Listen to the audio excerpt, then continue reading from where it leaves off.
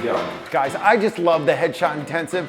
Yes, I concentrate on headshots, but it's really about directing your subject. It's all based on concepts that are also in my book, The Headshot, and it's evolving, so it is new and fresh. Peter teaches not only about photography, but it's also about life and setting your goals and how you can become successful. You know, there's so much to learn in those 2 days that I'm still building off of it years later.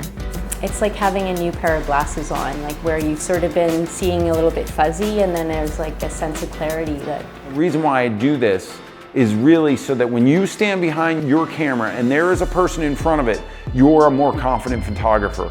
And I'm gonna give you the tools to direct them. So I'd love to see you in my next Headshot Intensive. Check it out, and hopefully I'll see you in a city near you sometime soon. Shebang!